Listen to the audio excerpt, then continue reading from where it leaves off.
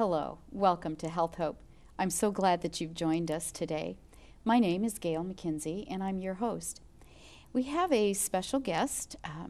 He's right here local in Nashville, Gene Miller. Welcome. We're so glad that you're here with us today. Glad to be here. Yeah. Gene comes here today as a accomplished musician. He's had a lot of varied musical background with a lot of different people here. So I thought maybe we'd just start with, so that our viewers can get a flavor for how you began. How did you get interested in music? Where did that start?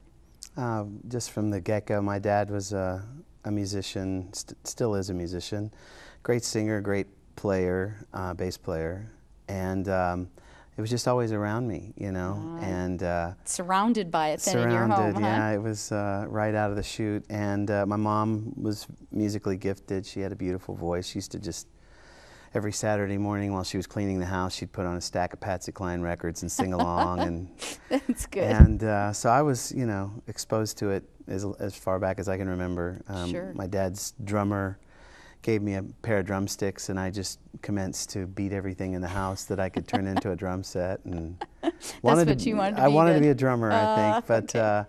I don't know if it was the noise factor or what, but my folks never really went out and, you know, dropped the money on a kit for me. So when I was about 13 years old, I took up the guitar. Oh, okay, guitar. Which was better, actually. Yeah, yes. I love the drums, but it's hard to write a song on the drums. It is, yeah. Guitar gives you a lot more flexibility with music, right. doesn't it? Yeah. Yes. Yeah.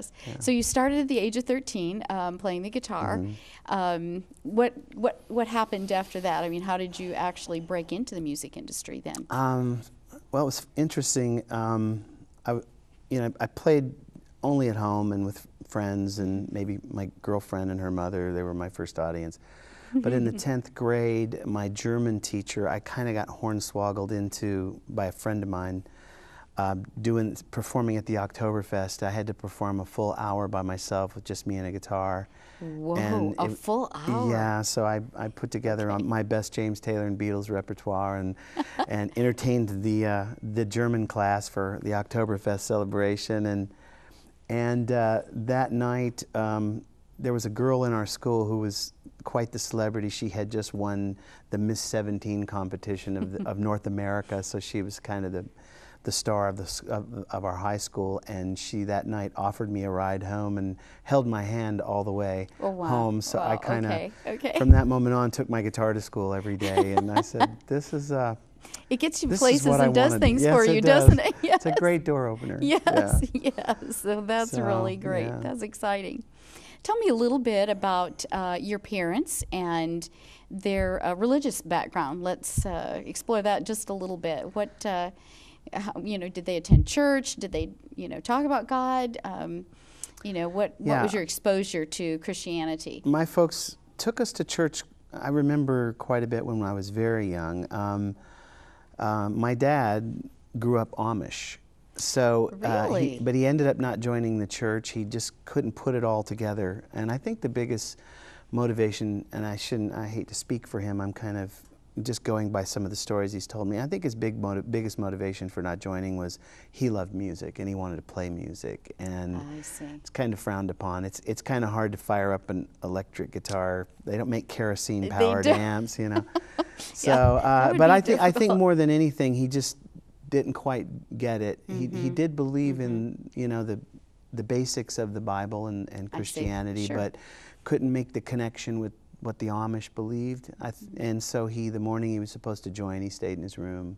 He did. The thing about the Amish is if you join the church and then leave it, they shun you, or they have to shun you. I see. But if you don't join the church, then there's no shunning. So he's still remained close with some of his family members, a couple of his brothers in particular, and we're still very close to them.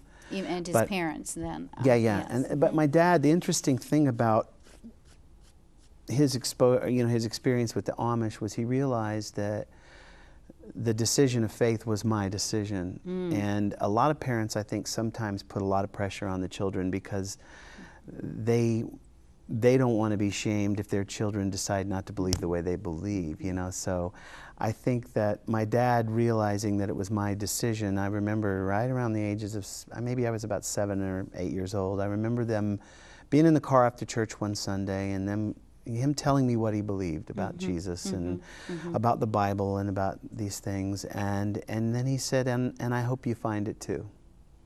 You know, he kind of, I knew at an early age that it was my choice to make. So when I was about 14 probably, I was at a church and the pastor was giving the invitation and it just kind of rang like a bell. It just seemed to make sense, and it seemed that I felt the truth in it, and I felt the need to make that decision, and I did, and it changed my life, you know. So you followed a conviction that you had at quite an early age then, really? At 14 too. I don't even know if I'd call it a conviction. I think it was just a kind of a burning sensation that, I mean, it was just, I just knew it was true. I just knew that somehow God did love me, and somehow God, I knew that there was something not right, and I knew, but my understanding was that He had taken care of it, that He had done everything, and all I had to do was receive and believe, and so I did. So you did. That's amazing. Yeah. So you come with a believer's background now, and you're 14 years old, and now you kind of get into the music scene, I guess we could say.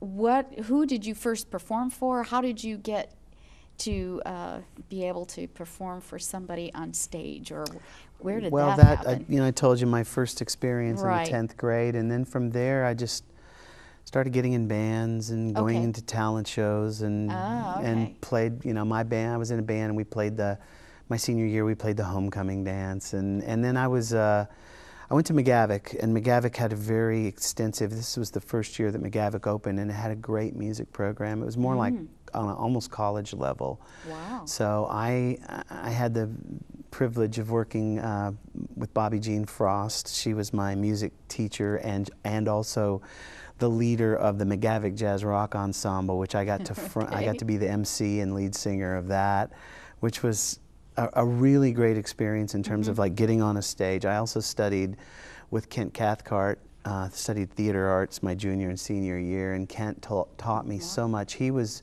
a very gifted theater teacher from, I think he came from UCLA. Forgive me if it's USC, Kent. But it was one of those big California colleges. One of those big ones, yeah. And Kent taught me so much about stage presence and about, you know, projecting to the audience and connecting with the audience. And so between those two people, you know, Kent and Bobby Jean, I just got such a wonderful, wonderful education in taking a stage and learning to play, and so right out of high school I auditioned for Opryland. Really? And I performed at Opryland for right out of high school. Right out of high school, yeah. In fact, I didn't get to go to my prom because we were rehearsing for the show.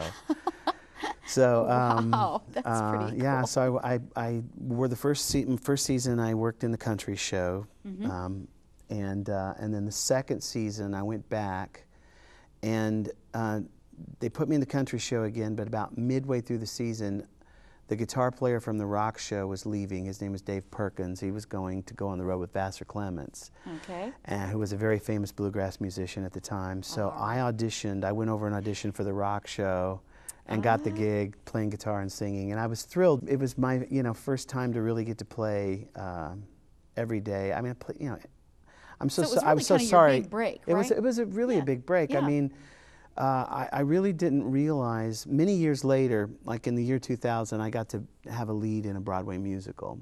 And I moved to New York and lived in New York for a while. And it was really amazing how much I was a little intimidated at first, because between high school and Opryland years, I just ended up becoming a touring and session studio person. And so the concept of taking a Broadway stage with a bunch of other actors who'd been up there for years and who had way more experience than I did was very intimidating. But on opening night, I called Kent Cathcart. I probably should have called Bobby Jean too. And I thanked him. Your mentors. Because I was amazed at how much Kent's training so long ago made me ready for that moment. And I really Wow. I kind of considered that if I could get through the critics not saying, who is this Yahoo playing Captain Pierce, without, you know, this guy yeah, who doing is this here? guy? Yeah. What is he doing? Yeah, yeah. I figured that would be as good as you know, as them Yes. raving about me, and I Yes. did. Nobody called me out. You know, in fact, a No bad couple of the reviews critics then, huh? actually said some nice things about my performance, but Oh, good. I really was so grateful to my experience with Kent and Bobby Jean and then Opryland, because I think back in the day, you kind of, because it wasn't New York, you thought of Opryland as just kind of an amusement park and kind of not really amateur, but you know. Right.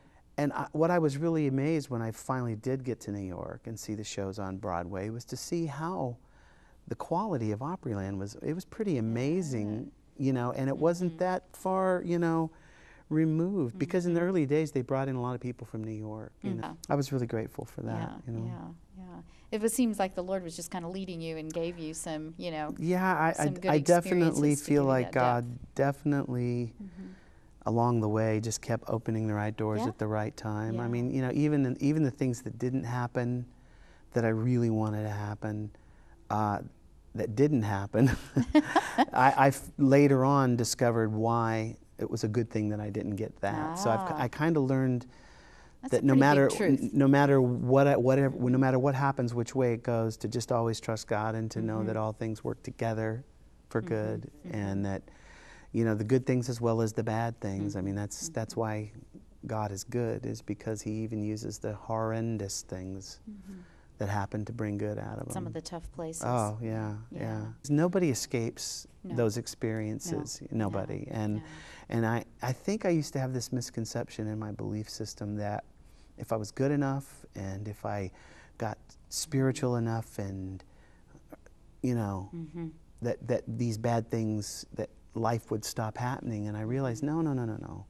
There's no arrival. We don't arrive at anything here. It's just a continuous, day by day, growing experience, and we never arrive, because we're never going to get rid of this fallen nature that we struggle with, and we're now we see in part. We know that we don't know everything, and we're finite beings trying to grasp an infinite being. So we're going to continuously be kind of doing this journey, and there's going to be the really great mountaintop moments, and then there's going to be the valleys, and it's just valleys, and honestly, I think I've gained more as a human in terms of humility and whatever. I mean, whatever the things that make us better humans in the low stages and in the hard times. Who have you played for and been in their band? Just give us some names here, just so we can know who that's been. Well, my first big break was with Barbara Mandrell.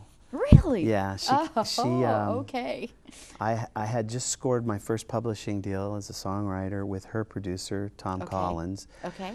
And but I still needed to earn a living. Right. So one day Tom came into the publishing company, says, "Hey, I'm going to set you up with Barbara Mandrell. Would you be interested in going out with her for a while?" Touring, not dating. I was saying, that too? I said, she's, yeah. So she came out to Opryland and heard me play and called me the next day and offered me the job. And so that was my first kind of big time, touring gig. And like 3 months after I got the gig, NBC picked her up to do the television show that she did with her sisters. And so I just all of a sudden, the next thing I know, I'm living in Los Angeles, you know.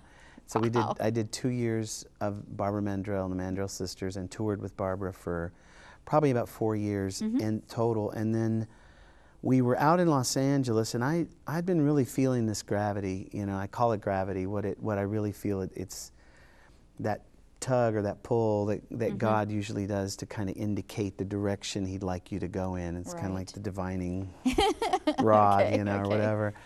And just to let you know, Yeah. And so I was feeling this gravity about LA, and I prayed that He would show me that it's not. I was at this point, I'd really learned the lesson about, thy will, not my will kind of thing, because I just know in the long run, why fight against something that is the better? Because we can't trust where the Bible says the heart above all things is deceitful and desperately wicked, so our own heart can deceive us. So it's like I've learned, okay, I really want his guidance. Yeah. So, long story short, when I went out to LA to tape a special with Barbara, this was after her TV shows had run, and we were just out there to do a special for a week, and I just said, God, you know, if you want me to move to LA, give me a sign. So I got there on a Monday, and by the following Monday, I had a gig with Donna Summer, who was one of my fave artists back then. Oh, really? And, wow. and a pretty place cool. to live, south of Ventura Boulevard, which was the really nice part of town. So it was like, I took that as a I took that as a yes, and so I just gave Barbara my notice and just stayed in Los Angeles because rehearsals with Donna started the following week. So, oh wow, so you just went right I just from jumped one to the... from one. It was like Wow. jumping from one 80-mile-an-hour train to the other 80-mile-an-hour train. I would say so. Wow. So my first gig with Donna Summer was 5 nights at the Universal Amphitheater. Oh my And I got to goodness. sing a duet with her in the show. Sing a duet. Yeah, and so that was kind of exciting. I really had my heart and my mindset, or my eyes set on it, being an artist myself. Okay. And so you know, that was that was the main you know, impetus for me moving to Los Angeles. And I toured with Donna for 4 or 5 years, I think. And but in the meantime, I moved to Los Angeles in 1984, met my wife, and married her in 1986. We had kind of a whirlwind courtship and got married. Oh, you did? And then by our first wedding anniversary, we had a brand new baby. So right. I just kind started of that family so thing. my priorities kind of did a big gigantic shift. And plus the music industry changed so much that the kind of music I love, the kind of music I was passionate about, really wasn't in vogue anymore. I loved real music played by real musicians, and it was becoming this kind of all of the programmed drums and programmed synths and perfect music. And I don't know, I didn't love the style of music. I didn't fit anymore.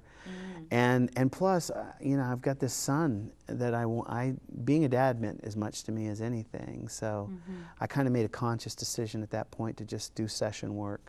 I see. In Los Angeles, in you know, studios because I could stay home, I could make a nice living, and it was kind of like the closest thing to a 9-to-5 job that a guy could have.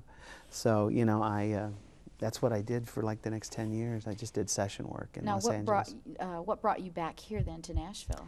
Gravity again. You know, I just started feeling. Kind of come back to your roots, you know, I felt like I got to do just about everything I wanted to do in LA. I mean, the only thing I got really close to a record deal with Geffen Records, but it didn't work out. And that was really the only goal that I really wanted to make a record. You know, I wanted to make records.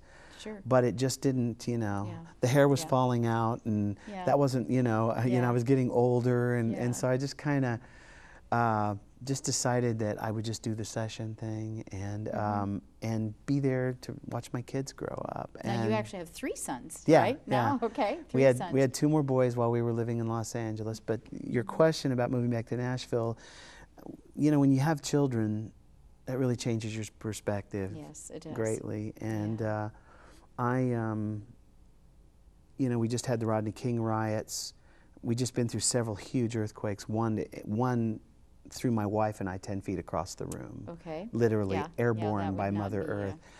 And even before all the catastrophes, you know, the plagues were hitting, I was feeling that gravity about moving back to Nashville. And honestly, I love Nashville. I love growing up here, but I didn't think I would ever move back there because I loved California. I loved the climate out there. I loved the diversity of lifestyle. I loved being a day's 12-hour drive from my grandmother in western Colorado. I love Colorado. I'm a Colorado boy. It's where I was born. That's really where your well, heart I mean, is, I'm kind of a Colorado, Tennessee, California hybrid you know, person. Take you know? them all, yeah. But I love them all for different reasons. But sure. the gravity of Nashville, and again, I just prayed that the Lord would kind of guide us. Sure. And sure enough, man, we were just back here before I knew it, and within, I mean, just a few months of moving here, a friend of mine named Gary Harrison, who was an old pal back from Opryland days, who had become a very successful songwriter and was, you know, kind of way deep into the whole Nashville scene, called me one day. He had acquired a position at Mercury Records as an A&R, as VP of A&R, and just called me one day and said, "You want a record deal?"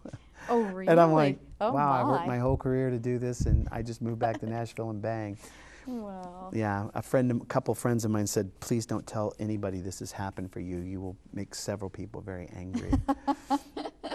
So Oh anyway, my, wow. but So yeah, you're that's how back? we got back to Nashville. You're back here. Yeah. And you actually play now for two different people, I believe, or Yeah, right. more? I'm currently jumping back and forth with Amy Grant and Peter Cetera. Okay. Yeah. Wow, how fun is Yeah. that? So. Now, let me ask you this. Yeah. You know, you're in an industry that's can be very stressful, Yeah. very intense. I mean, it appears, you know, I'm not in that industry, but how do you keep your connection with God through that? I mean, what are there, you know, how do you stay and not get distracted, let's put it that way, or, Yeah. you know, and you talked about your family too. How do you stay focused on what's important to you? And yeah, it's interesting. I think a lot of people think that there are more temptations and more, that it would be harder. I think it's just as hard to be a believer in any vocation. You know, I mean, I think the same temptations and pitfalls and things that take us away from God, the biggest thing that takes us away from God is me. And I think that the biggest struggle that we fight with every single day is my own fallen nature, which we can call it the flesh, whatever you want to call it, yes. or the wonderful option God has given us, which is to walk in the Spirit. And I think that, I really think I've kind of redefined spiritual warfare. A lot of Christians yell at the devil and bind him and talk to him, and I don't really want to give him any attention or time at all. I like that. Yeah, I'm with you on I really that. feel like right. I've seen the enemy, and he is me. My biggest enemy in my relationship with God is me. My need to be in control, you know, my need to be right.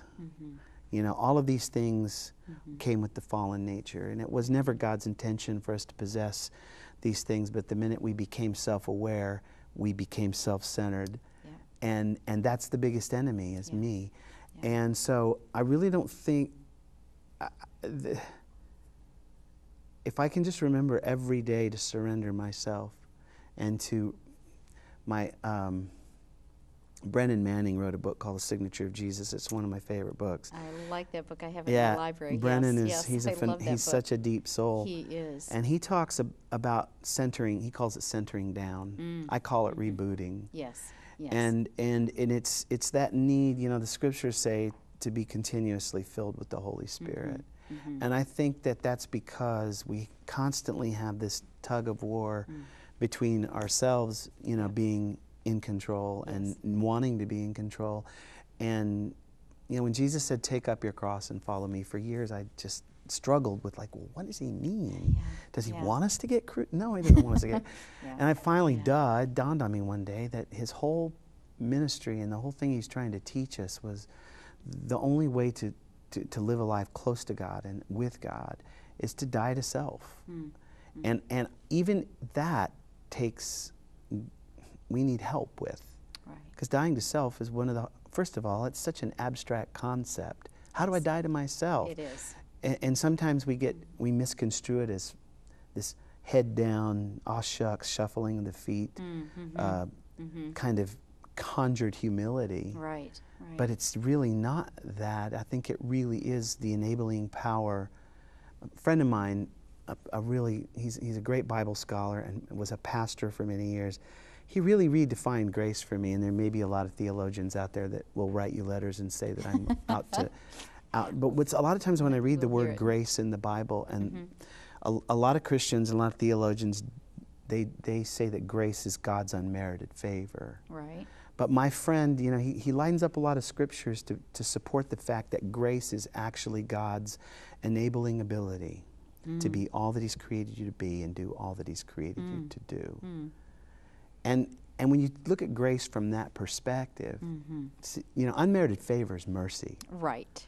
But grace, when it talks about, it said the grace of the Lord was on the Lord Jesus. Well, why would God have to show unmerited favor to the Lord Jesus? So it meant the power of God was on him. And I think that that's my theory. My theory is the days where I really experience God giving me the enabling ability to put to death Gino Yeah. and really Yeah. walk in his power and walk in his Spirit. It says in Galatians, the 5th chapter, if we walk in the Spirit, we will not fulfill the lusts of the flesh. Yes. Yeah. And I don't know, that's what I'm seeing, you know. Well, and praise the Lord. Yeah. So it's, you know, staying close to God is just it's an ongoing, daily struggle, you know, Right. because Right. it's just, and when I realize that I'm in that place, I just surrender and I just center down or reboot or whatever you want to call it and just ask for help. So what you're saying is you're really no different than I am, and I'm no different than you are, that we all face that same struggle. Right. Everybody. Right. And I think Right. one of the things that's troubling to me is we don't realize sometimes how much our own ego gets involved in our Christian walk, especially if you're in a leadership position. Oh, wow. Or if you're in a place of power. Yes. Where you suddenly have this need to present this Right. perfect exterior. Right. One of my favorite things is when you meet people who are in those leadership positions that walk in such transparency and say what you just said to me, that we're all flawed. I'm flawed. I fail every day. Yes. Every day. Yes. Somebody recently asked me about wilderness experiences. I say I have them every day. Mm-hmm. You know? Yeah. I mean, those Yeah. moments where you find yourself out in the middle of nowhere and you realize I'm there because I made my own choices to go my own way. Yeah. Took things back into my own hands and back into my own control. Yeah. And you're right. Surrender is something that we do not do naturally. Just doesn't come natural. No. Well, you know, surrendering to something you can't see Yeah. is Yes. a big, gigantic step of faith. It you is know? faith. Then that's. But I've never been disappointed, ever.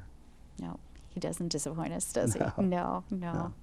And you know, your life is a real testimony to that, and I really appreciate you sharing that with our viewers. And you know, I hope that you've heard Gene's testimony and gotten to know him just a little bit more, and learned a little bit about this musician and on Broadway and Donna Summers and now Amy Grant. So now when I see Amy Grant, I'm going to look for you.